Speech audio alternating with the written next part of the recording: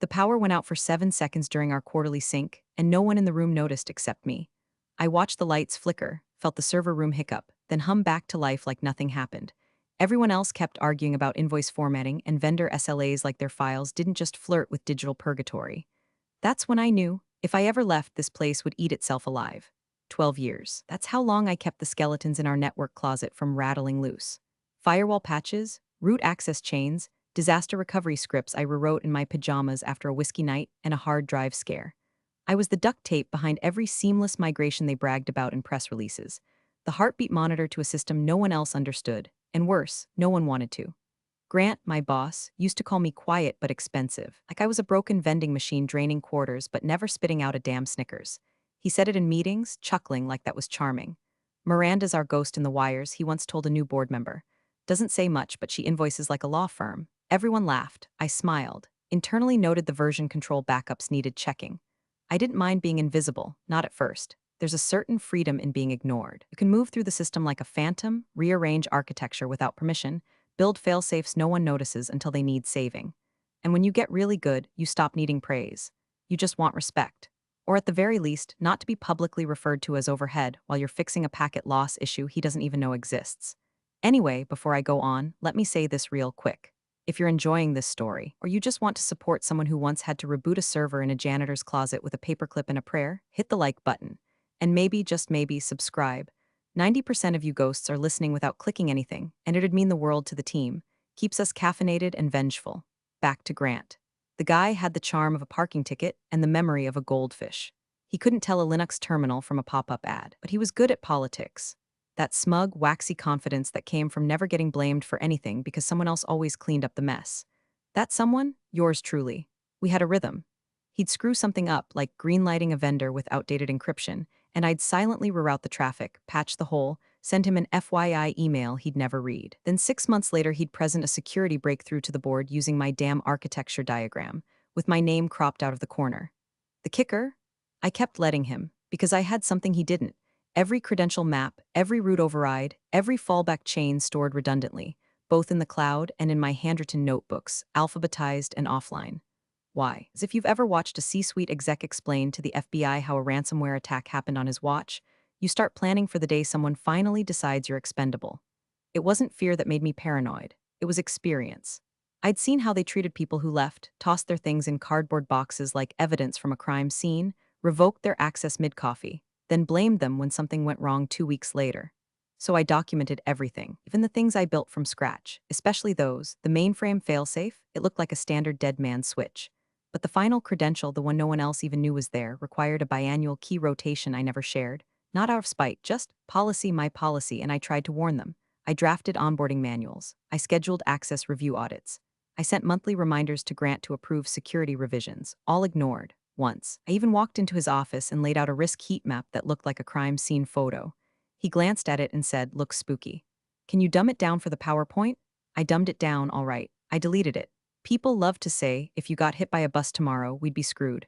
What they don't realize is, some of us are the bus. And we're tired of being treated like traffic cones. I was halfway through writing an incident report about a misrouted invoice API, something that could have cost us $250,000 in late fees, when Grant's assistant popped her fake tanned head into my office and chirped, "The boardroom needs you in 5. Not Grant needs you, not it's about the API error, just the boardroom needs you. Like I was being summoned to Gotham Oz. I walked in, coffee still hot, brain still in debug mode. The usual suspects were there. Grant with his $700 haircut and $5 logic, the CFO who once asked if we really needed two-factor, and Marlene from HR, flipping through a manila folder like it was a brunch menu. No one made eye contact except the CTO, Jeremy. He gave me a tight, guilty nod. That was my first red flag. Grant stood like he was introducing a magician. So, folks, as part of our new fiscal discipline framework, his new phrase of the week, we've identified key redundancies we can offload to third-party vendors. Case in point, Miranda. He motioned at me like I was a fern. She's been great, real loyal, but at 200 grand a year, that's not sustainable. A managed service provider can do this stuff with a flat SLA and no bonuses. She's a cog, not a strategist. My ears rang, like actual ringing. Not metaphorical, my heart sank crap. I couldn't even process what I was hearing because I was too focused on the fact that he said it in front of me.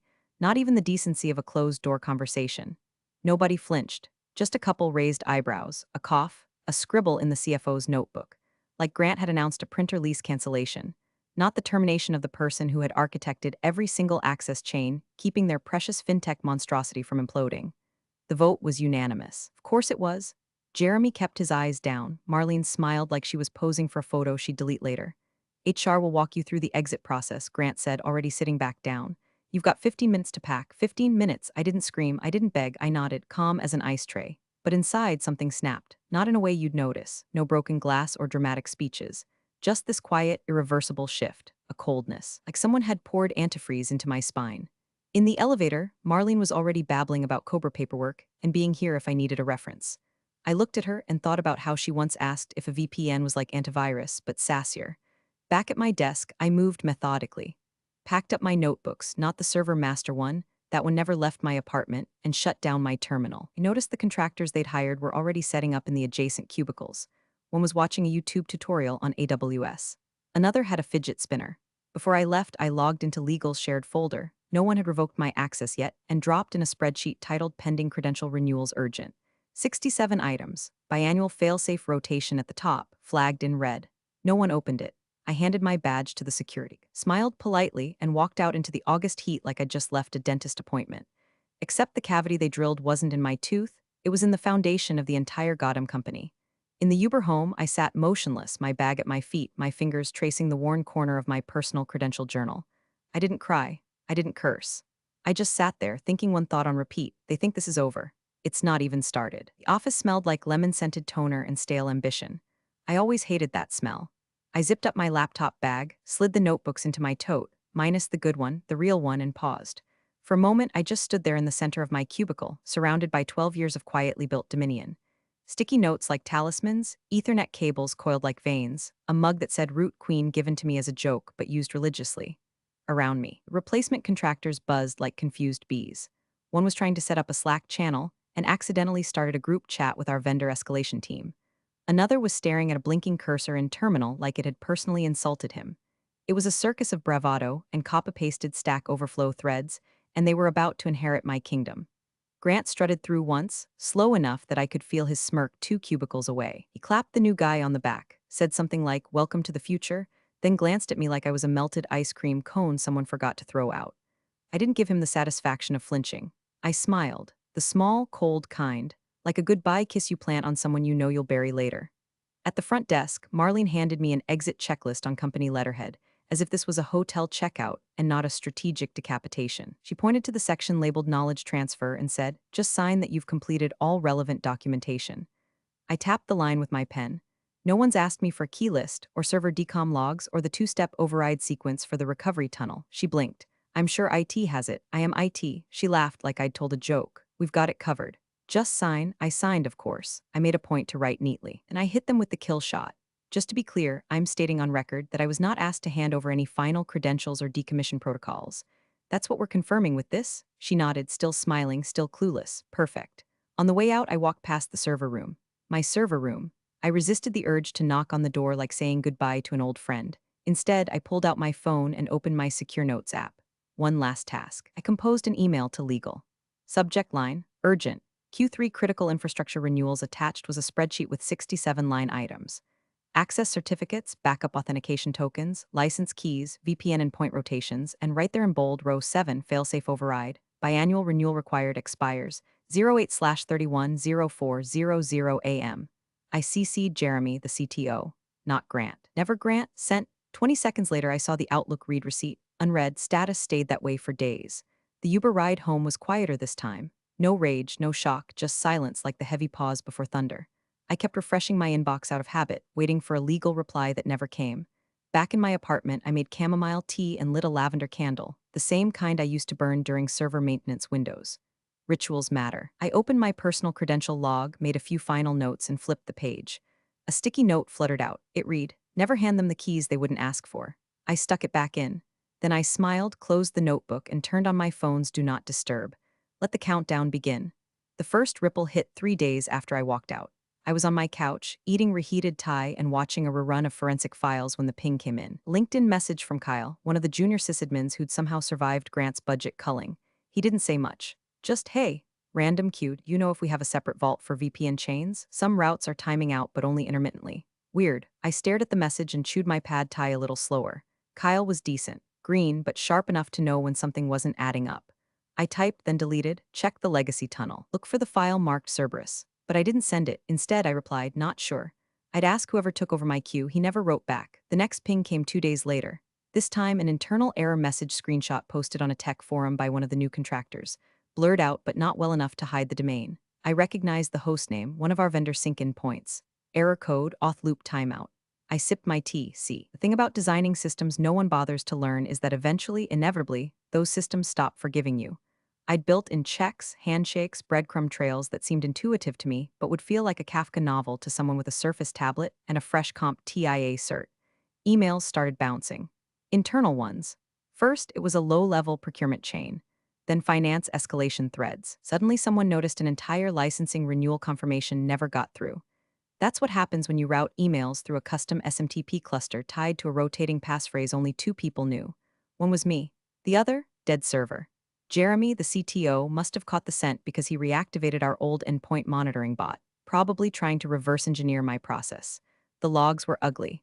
Gaps like Swiss cheese. Audit trails with null fields where there should have been signature checks. Some entries repeated in infinite loops, my way of flagging unverified access attempts. The kind of thing that would make any auditor sweat bullets. Grant? He blamed contractor sloppiness on a Slack channel full of senior execs who didn't know an IP address from a sandwich. We're just smoothing out the kinks, he posted, as if the company's digital nervous system wasn't slowly eating itself alive from misaligned credentials and authentication failures. A small line in his update stuck with me. We've got a handle on it. You don't handle a system like mine. You negotiate with it. Every system I'd built was like a row of loaded mousetraps. Not malicious, just precise. You step wrong, you lose a toe. One contractor tried rerouting a vendor API call without the dual auth header, and the system automatically blackholed the IP. He had to reinstall his dev environment from scratch. Another one tried restoring an archived instance using an outdated script. Crashed his access node. No rollback. Oops. Meanwhile, I read error logs through a private pingback still tethered to my home server. Not actively interfering, just watching. Like a ghost in the wall, smiling every time they tripped another tripwire I'd warned them about 6 quarterly reviews ago. Grant, of course, couldn't admit he'd gutted the only person who understood the architecture. That would mean admitting he wasn't a genius for saving $200K. He was a moron who'd fired the only lifeguard and then dove into the deep end wearing ankle weights. Instead, he doubled down. Assigned Jeremy to reconstruct documentation from scraps, which was adorable, considering the only complete documentation was stored in an encrypted OneNote file labeled "if they fire me," with the password taped under my kitchen drawer. I took another sip of tea and watched the LinkedIn job postings balloon. Contractor turnover had already started. I saw one post that basically described my old role, only with a salary 30% higher. That's when I laughed. Loud, real, Bella deep. The cracks weren't just showing. The whole damn wall was starting to breathe. And I hadn't even touched the failsafe yet. The blackout started at 6:17 a.m. Not a flicker, not a hiccup, a blackout. The kind of digital void you only see in war games or disaster simulations. The kind where the screen goes from green to red and never comes back. The kind that sends CTOs into cold sweats and boards into emergency sessions before coffee. The primary database just died. Not crashed, died. As in, heartbeat gone, failover frozen, backups inaccessible. The read/write pathways timed out simultaneously, which shouldn't even be possible unless someone had coded a logic trap into the replication node's timeout conditions, which I had 6 years ago. After a contractor accidentally deleted a customer payment batch and Grant said, just restore it from the cloud. There was no cloud then. There is now. But it's connected to a failsafe I designed, which only kicks in after 3 escalation steps. And that failsafe, it's locked behind a master credential chain. That master password was mine. Vendor portals dropped next, a cascade failure. The authentication tokens timed out, then auto-disabled, as intended. You don't mess with financial transaction data across 4 time zones without an airtight schedule. One missed sync with the banking partners and the whole API trust loop resets. Manually, that's if you know how to reset it. By 6:24, the internal comms were shot. Slack, Teams, even internal email servers, everything went dark. Some junior staffer tried texting Jeremy, the CTO, who was already logged into the emergency ops panel at his apartment, still wearing an old DEFCON hoodie and panic in his eyes. He ran every script I ever wrote. Rollback, the dual-node hot start. Even the nuclear option, restore from cold storage and rebuild the index from scratch. But they all hit the same wall, master credential authentication required. Authorized user, M. James status, inactive. Jeremy knew what that meant. Unlike Grant, he paid attention. He remembered the quarterly check-ins where I flagged the system for future-proofing concerns. He was the one who asked what would happen if I got hit by a bus. I smiled back then and said, well, hope the bus has root access. Now, the bus had arrived, and it was them under the tires. Grant stumbled into the office at 7:05 like a man who just realized his car was stolen while he was still inside it. He barked questions, demanded answers, accused everyone and everything, until Jeremy held up the screen and said flatly, she's the only one who can unlock the failsafe. You could have heard the silence through a firewall. There's got to be a workaround, Grant snapped.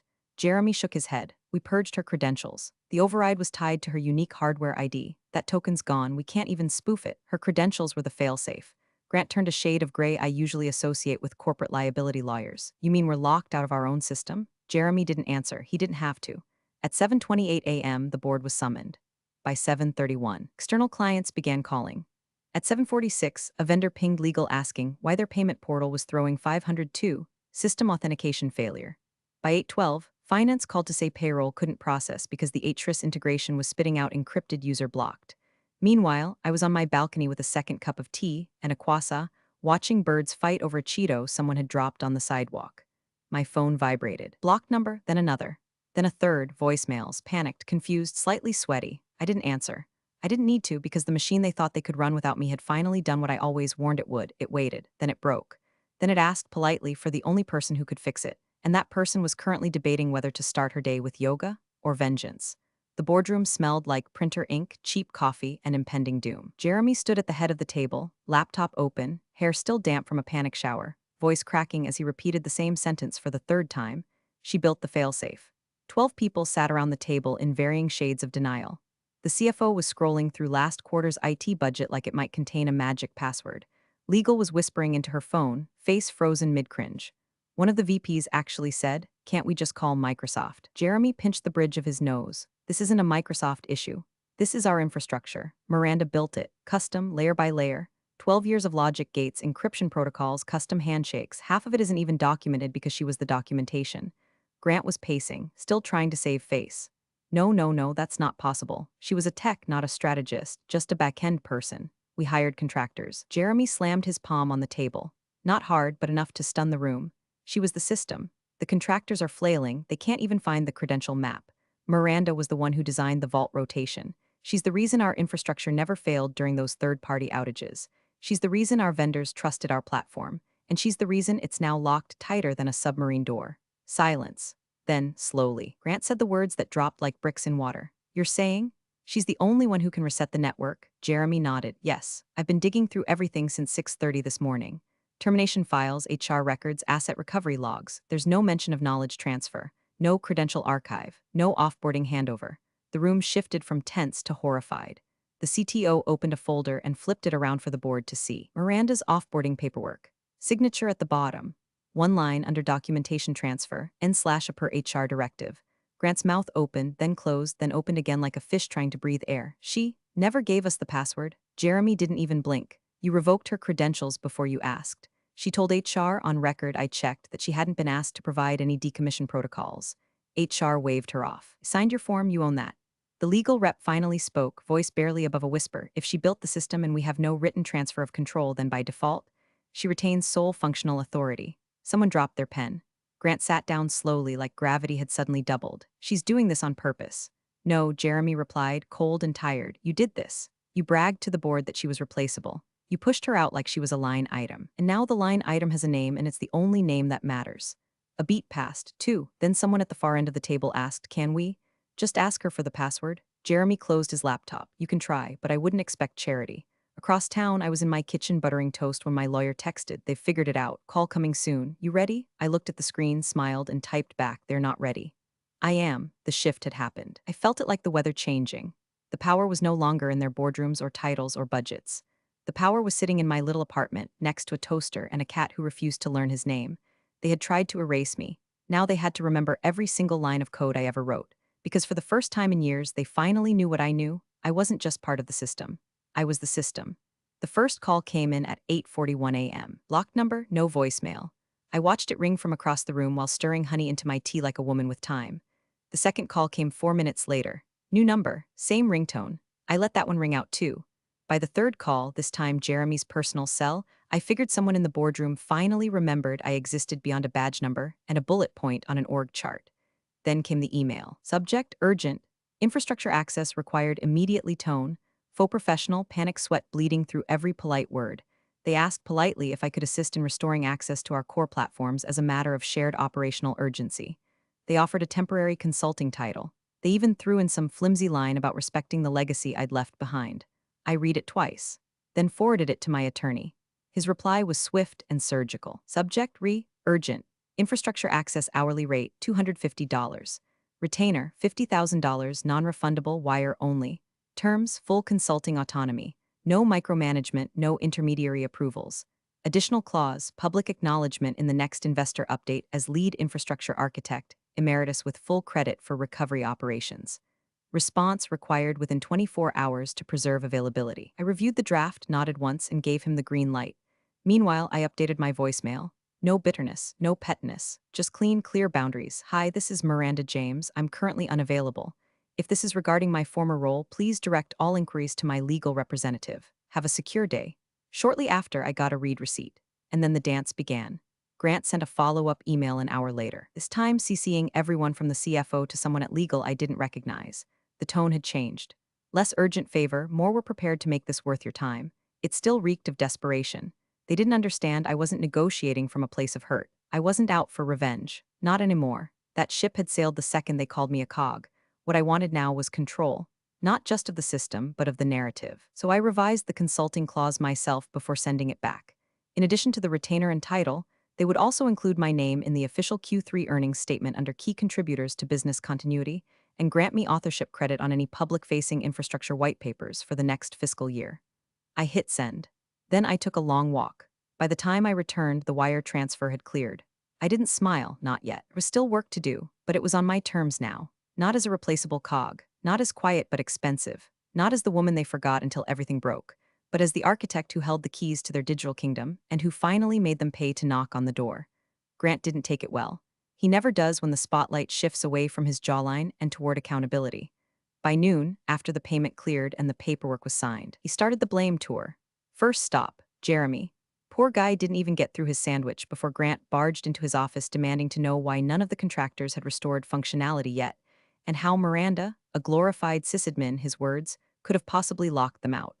Jeremy calmly reminded him that I wasn't just a sysadmin. I was the sysadmin who'd kept the company from imploding more than once, usually while Grant was busy giving keynote speeches about scalable innovation in his rented TED Light voice. Grant didn't like that. Next stop was legal. He charged in, red-faced, waving the consulting contract like it was a ransom note. "This is extortion," he shouted. Legal didn't even look up, it's consulting. She sabotaged the system. Now they looked up. She built the system, Grant. You can't sabotage something you architected, especially when you warned us repeatedly about knowledge transfer gaps. He puffed up. Well, she signed the offboarding agreement. That means she signed the old version, the lead counsel interrupted, flipping through a binder without even pretending to respect his title. The updated policy requiring mandatory credential disclosures was never retroactively signed. You pushed that rollout to Q4 to focus on morale. Your words, a silence fell. Then, as if summoned by fate, a junior IT staffer knocked sheepishly on the door, sweat on his upper lip. Laptop hugged to his chest like a shield. Sorry to interrupt, but I was digging through the network documentation folders like you asked, and I found this. He slid the laptop onto the conference table and pulled up a PDF, dated 6 months prior.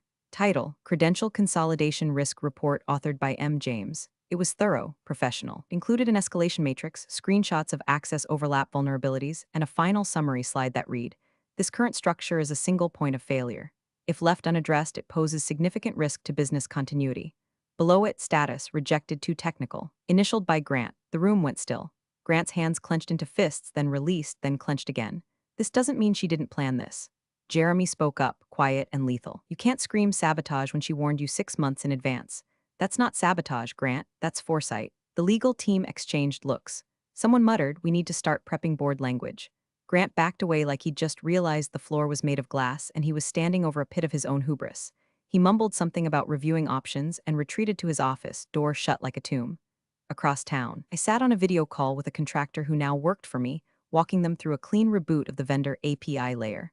I didn't gloat. I didn't say I told you so. I just watched the system hum back to life, one layer at a time, as if it had just been waiting for my voice to come back. Grant may have still been CEO on paper, but in every way that mattered, he'd been quietly fired by the system itself. And I hadn't even touched his severance. At 4:03 p.m., my phone finally rang with the tone I'd been waiting for. Not the frantic flurry of blocked numbers or thinly veiled desperation from mid-level execs, but a direct line. Board member line 2. I let it ring once, then twice. Then I answered, Miranda James speaking. The voice on the other end was tight, clipped, corporate in the way only legal damage control can be. Miss James, I'd like to formally request your assistance in restoring core systems. The board has unanimously approved the terms of your consulting engagement and recognizes your unique role in infrastructure continuity. I kept my tone even. I assume the retainer's cleared. It has, and the updated clause regarding attribution, filed with investor relations. Your name will appear in the recovery statement. I took a breath, not out of nerves, just to enjoy the moment. Then let's begin. I booted up the secure environment I'd kept on ice, logged into my isolated terminal, slid on my noise-canceling headphones, not for audio but for the sacred ritual of deep work. I cracked my knuckles once, then opened the vault. The system greeted me like an old friend, no fanfare. Just clean lines, responsive nodes, and layers of encryption that felt like brushing cobwebs off a door only I had the key to. In 37 minutes, I did what 3 contractors, 2 IT managers, and 1 rapidly unraveling CEO couldn't do in 4 days. I brought the system back from the dead. One by one, the pillars returned, primary database resynced with triple replication fallbacks, vendor APIs authenticated through a restored trust key, internal communications brought online, audit logged, timestamped, payment portals decrypted and returned to live status, shadow backups sealed, scrubbed, and rerouted through hardened channels. Then came the fun part. I invalidated every credential associated with the current executive access chain, softly, silently, no alarms, just a gentle digital expiration of the identities that had once controlled my system like they owned it, and I issued new credentials, to people who respected the process. When it was done, I ran one final scan. Clean, stable, unbreached. I logged out. 12 hours later, wire transfer was confirmed. My account blinked with a neat 6-figure sparkle. My name appeared on the company's official statement as Miranda James, Lead Infrastructure Architect, Emeritus, instrumental in restoring full operational continuity and securing long-term system stability. Instrumental. Cute. The next day, someone leaked an internal memo. Board of Directors initiates leadership review of CEO Grant Mercer. The subtext wasn't subtle. Translation, we trusted you, you fired her. She saved us, you're next. I read it once, then deleted it. That night I stood at my kitchen window, sipping a glass of Cabernet, watching the city breathe beneath me. I felt no glee, no hunger for more, just satisfaction, the rare kind. The kind that comes when you burn the bridge but build a palace from the ashes. Replaceable Cog? I whispered, half to myself. Then I smiled. Funny how the whole machine stalled without me. You're the real MVPs of the office jungle. Thanks for watching. Smash that subscribe button, or the coffee pot might just forget your next brew.